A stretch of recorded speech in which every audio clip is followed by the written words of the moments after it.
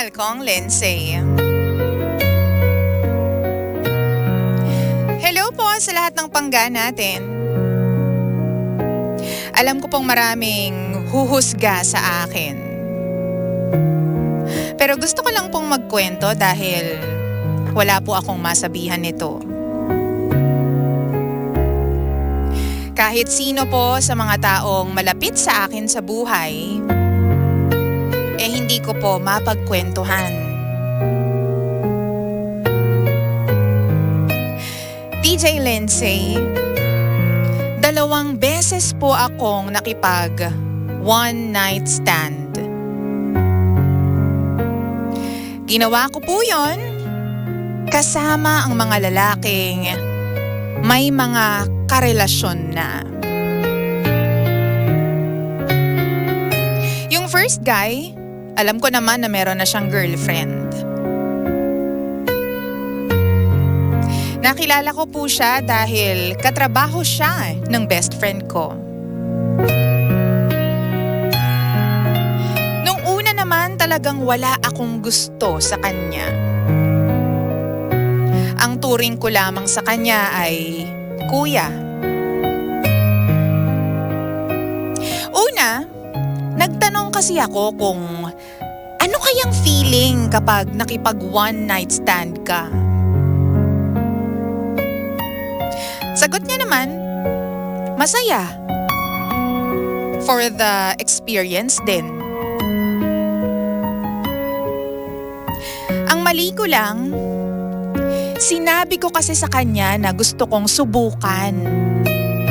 Pero natatakot ako. Kasi alam ko namang mali. Tapos bigla na lang siyang nag-volunteer. Sabi niya, tara, gawin natin. For experience. Wala namang mali doon dahil lang sabi niya, for pleasure lang naman. Para tuloy akong na-pressure doon sa isasagot ko sa kanya dahil nagdalawang isip ako. In the end, pumayag din ako, DJ Lindsay. Pero kung kailan nandun na kami sa lugar, saka naman nagbago yung isip ko. Kaso, huli na eh. May nangyari na sa amin. Kinabukasan, hindi na ako nag-reply sa kanya. Nahihiya ako. Tapos ang nangyari pa nun, makalipas po ang 2 araw, inaya naman ako nung kaibigan niya na mag-inuman daw kami. Dahil wala naman akong gagawin, sige, pumayag ulit ako. Sumama ako. Nandun siya, pero nagkaiwasan kami. Doon na ako nag-decide na hindi na ako magpapakita doon sa circle na yon, sa mga tao na yon. Pilit akong kinukulit nung kaibigan niya. Magkita rin daw kami. Pero hindi ako pumayag.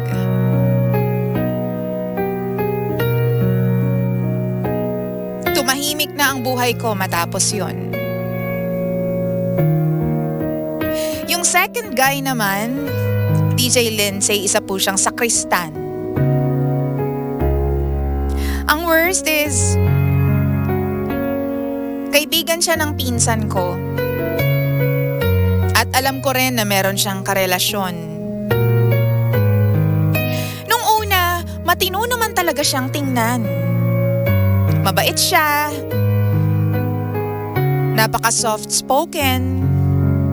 Akala mo hindi gagawa ng mali. Napaka-gentleman.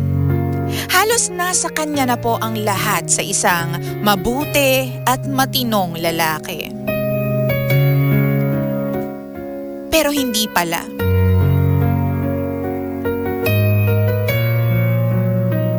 One time, inaya niya ako na mag-inuman daw kami. Marami naman daw pupunta. Nandun nga din daw yung pinsan ko, kaya dapat daw hindi ako matakot. Pero this time, tinanggihan ko siya. Ang sabi ko, wala akong pera. Ilang araw ang lumipas, nagulat ako kasi may nag-chat sa akin. Siya pala. Meron pala siyang ibang account. Muli, inaya niya ako na makipag-inuman sa kanya. Pero ang gusto niya raw kaming dalawa lang. Kinulit niya ako ng kinulit. Sabi ko, wala akong pera kaya wag mo akong ayain. Sagot niya raw lahat. Habang nagsiscroll po ako ng chat niya, sabi ko, sige, wala din naman akong ginagawa. Sama na lang ako sa'yo. Goods na tayo. Wala pang 2 oras, DJ Lindsay, sinundo niya na ako sa bahay. Pumayag na ako doon sa lugar na sinasabi niya. Una, ayos naman. Kwentuhan kami about sa past experiences namin. Tatawanan kami. Tinanong ko siya kung alam ba ng girlfriend niya na magkasama kami. Kahit ine-expect ko naman talaga na hindi ang sagot niya. Ang sabi niya sa akin, cool off kami, kaya walang magagalit. Kesyo, ganto, ganyan. Dami niyang kwento. Hinayaan ko lang. Hanggang sa maya-maya, pagkatapos kong mag-CR, may nangyari na sa amin. Naramdaman ko na lang po na wala na akong damit. Sabi nga, for the experience lamang. Matapos ang lahat ng nangyari, hinatid niya po ako pauwi. Kasi hindi ko na talaga kaya. Kinabukasan, akala ko hindi niya ako papansinin. Nisip ko na baka nakuha niya na ako Pero pinansin niya pa rin ako dahil kasama niya yung pinsan ko nun. Ako naman yung nailang sa kanya. Alam ko naman po, TJ Lindsay, na mali lahat ng nagawa ko.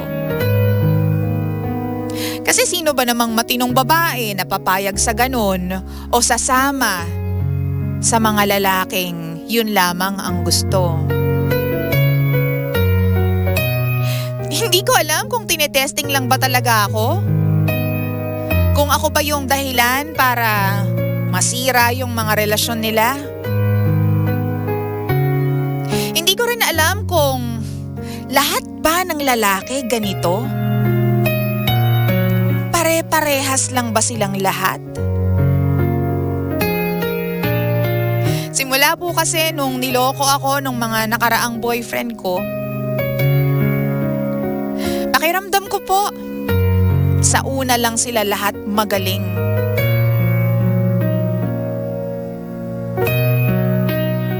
Hindi ko po alam kung anong ginagawa ko sa buhay ko. Ni hindi ko na nga yata kilala ang sarili ko. At hindi ko po alam kung kaya ko bang baguhin pa ang sarili ko. natatakot ako na baka makasanayan ko na to. At hindi na po ako magsettle sa iisang lalaki lamang.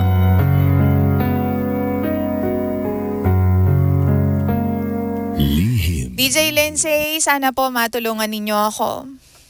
Tawagin mo na lamang po ako sa pangalang Ina. At ito po ang lihim ng aking liham. Lihim. Lihim ng liham. Ng liham.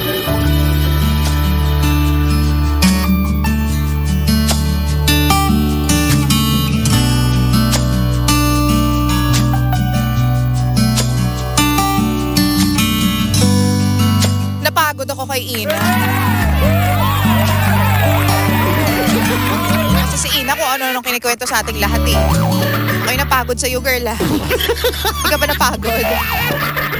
Hoy, magandang umaga po sa inyong lahat. O, teka lang, tawagin lang natin talaga yung pansin ni Liel Apolona. Oo, Kuya Liel Apolona, ikaw yung nanalo ng 500 pesos kaso hindi ka tumawag sa akin eh. Yan tuloy. Mamaya ako tatawag sa'yo. At good morning po sa lahat po ng mga nainis ba kayo kay Ina? O talagang, sinasabi ko sa inyo. Ano bang naramdaman niyo sa kwento natin? Si Ina parang feeling ko lost siya. Oo, parang nawawala yung kaluluwa niya. Feeling ko, parang hindi niya alam kung anong gusto niya sa buhay. Kasi parang bigla-bigla na lang siya nagdedesisyon out of the blue. Oo, ano kayang feeling ng ganto, ganyan? Tapos biglang gagawin niya nang hindi siya nag-iisip. No? Biglang, alam mo yon. Actually, yung mere na pagkikwento pa lang ng sensitive na bagay na yan sa ibang tao. Diba? Kasi kapag sa lalaki mo kinuwento yan, matik eh. Iisipin ng lalaki na malamang gusto niyang gawin with me ito. Totoo ha, kapag yung ganong bagay, kinuwento mo sa isang lalaki, syempre iisipin niya na, ay naku, gusto niyang ma-experience to with me. Kaya nga kinuwento niya sa akin to eh.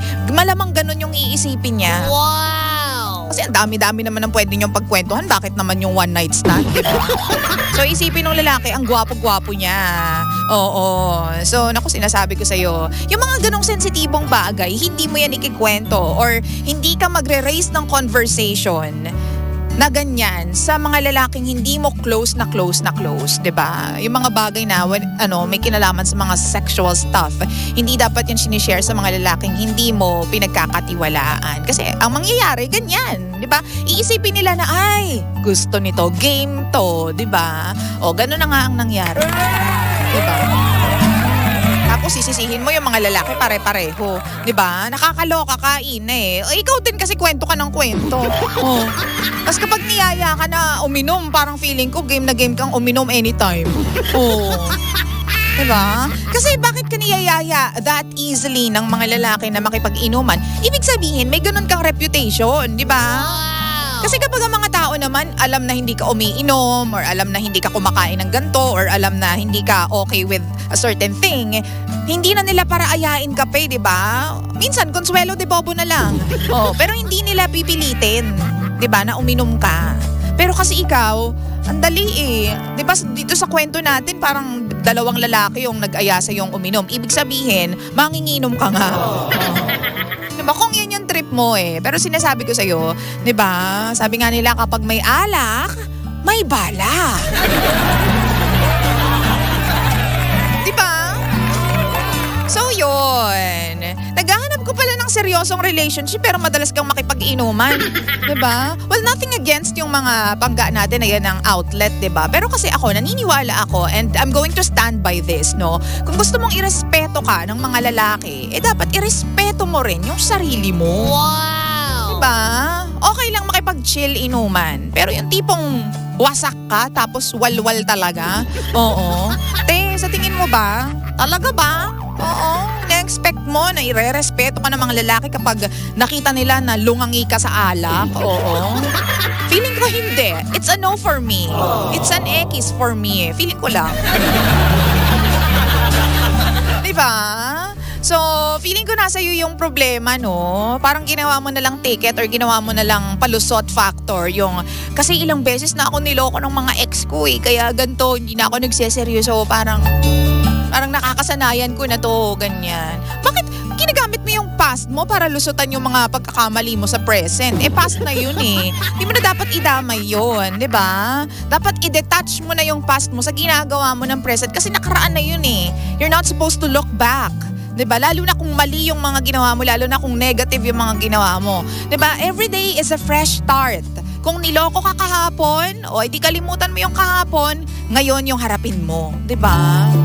Just because niloko ka kahapon doesn't mean yung ngayon lolokohin ka rin. Ba? Iba-ibang tao po araw-araw. Wow! Hindi pare-pareho ang mga lalaki. Ako na nagsasabi sa'yo, girl, hindi pare-pareho ang mga lalaki. O wag mo silang i-generalize. So, Hoy, teka lang, ito, magbasa tayo ng mga sabi ng mga utaunes dito sa ating Facebook page. We are live, by the way, facebook.com/energyfm1067. Magandang araw po sa inyong lahat dyan. Palakpakan nyo naman yung mga sarili. Good morning sa mga nasa opisina, yung mga nandyan sa mga factory, mga nagdadrive po ngayon, sa kahabaan po ng EDSA, and of course yung mga hindi mapakali at pinag-uusapan pa rin kung ano nga ba yung nangyayaring smog sa paligid. Mamaya, isa-smog natin. Mamaya kaimutan ko kayo about sa smog na yan. Pero hello, good morning po. Sabi ni Ate Faye Lara, good morning. DJ Lindsay, good morning po, madam. Sabi ni Stephanie, oo. Hi po, anong drama po na caption? Nakala ko po, oo. Ay, anong drama ang naka-caption pala? Sorry na. It's our fault. Oo, wag niyo nang pansinin. Oo. Lihim ng liham po tayo. Oo, hindi po anong drama mo, ha? Alam niyo na yun eh. Ako yung nandito, di ba? Pagpasensyahan mo na. Thank you, friendship, Stephanie. O, sabi dito ni Wengski, naku talaga naman, oh. Oo. Sa kuya-kuya talaga nag-uumpisa ang lahat. Actually, kapag tinawag kang kuya ng isang babae, oo medyo, huy, bakit kuya? Minsan yung kuya na yan nagiging mahal, love, honey, sweetie pie, honey pie. Sabi ni Arch, ingat sa mga sakristan. Nakaw, nakakaloko. All is not what it appears to be. I know, I was one. Sabi po ni Arch. Oo. Hindi naman din lahat ng sakristan, friend. Huwag mo naman siyang i-generalize. May mga sakristan na talagang loyal to their faith and to what they're doing. Pero syempre, meron ding mga, may mga hindi ganon. The other way around. Ay, sabi naman po dito ni, sino ba to? Si Ate Ravicel, wag ka nga, nararamdaman mo na lang na wala ka ng damit. Sus!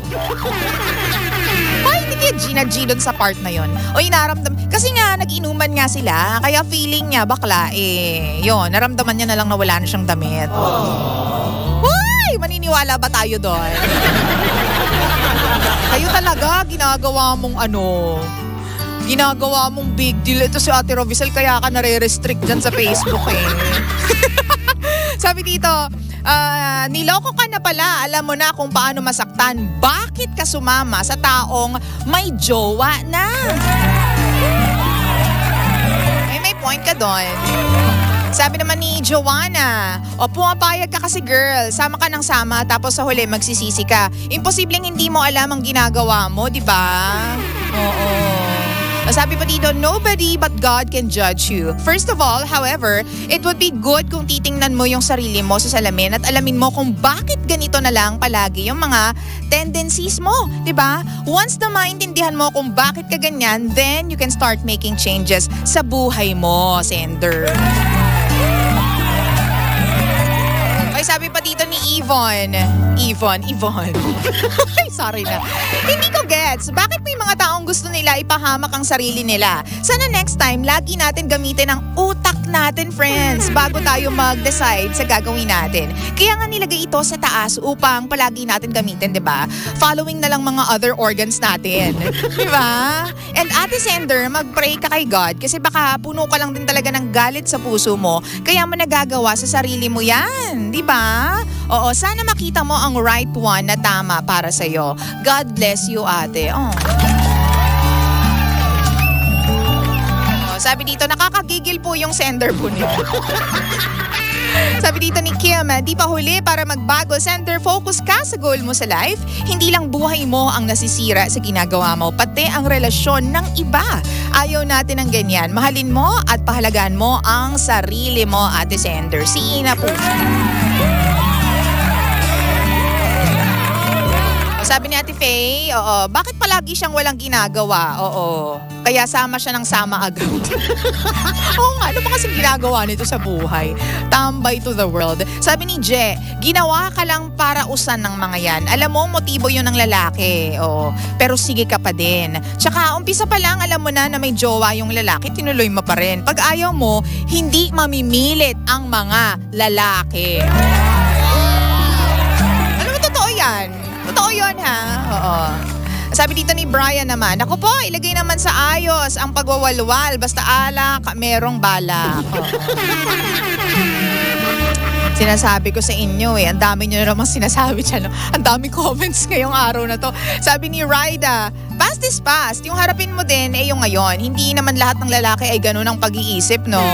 Oo. Sabi naman dito ni Moneva, huy ateng, wag mong gawing hobby yan. Napakalakas makapag magdalenan yan, di ba? Know your worth, make a change, be a better version of you.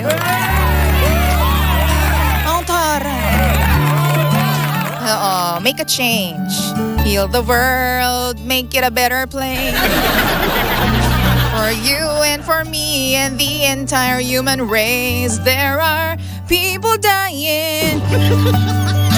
Sabi dito, iligo mo na lang yan, girl. O, diba? O yan, yung mga sinabi ng mga pangga natin at marami pang iba.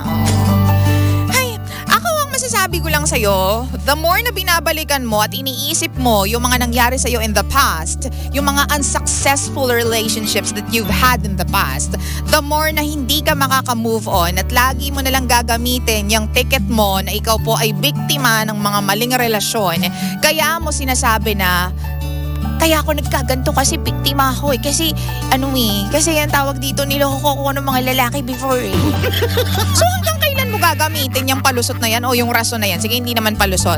Kaya hanggang kailan mo gagamitin yung idea or yung rason na niloko ka nila bago mo ayusin yung sarili mo?